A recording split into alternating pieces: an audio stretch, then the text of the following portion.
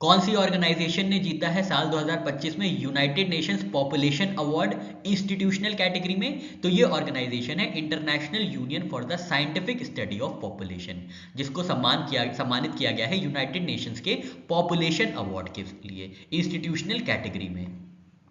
World computer literacy day कब observe किया जाता है? तो हर वर्ष 2 दिसंबर को ऑब्जर्व किया जाता है वर्ल्ड कंप्यूटर लिटरेसी डे। पहली बार इसको 2001 में ऑब्जर्व किया गया था।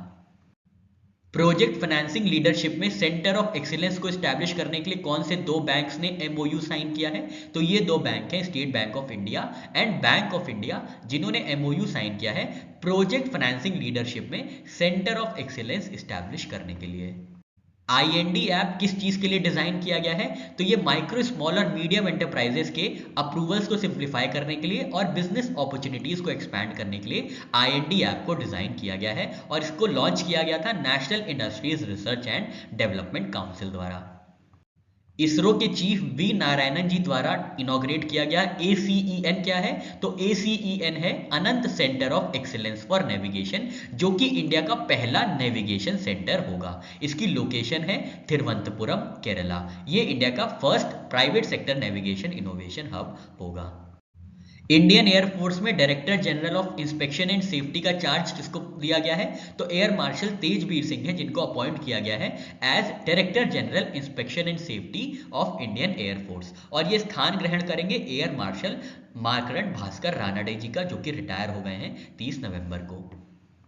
International day for the abolition of slavery कब ऑब्जर्व किया जाता है? तो हर वर्ष 2 दिसंबर को ऑब्जर्व किया जाता है international day for abolition of slavery.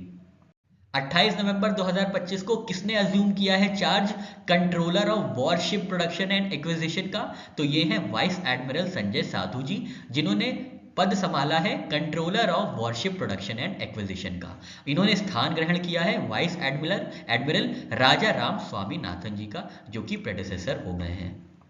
कौन से साल तक इंडिया की पॉपुलेशन को एक्सपेक्ट किया जा रहा है स्टेबलाइज होने के लिए अराउंड 1.8 to 1.9 बिलियन? तो साल 2080 तक ये प्रोजेक्ट किया जा रहा है, एक्सपेक्ट किया जा रहा है 2080 तक इंडिया की पॉपुलेशन स्टेबलाइज हो जाएगी around 1.8 to 1.9 billion. Agricultural solarisation के लिए $500 मिलियन का लोन कौन सी स्टेट को दिया जाएगा?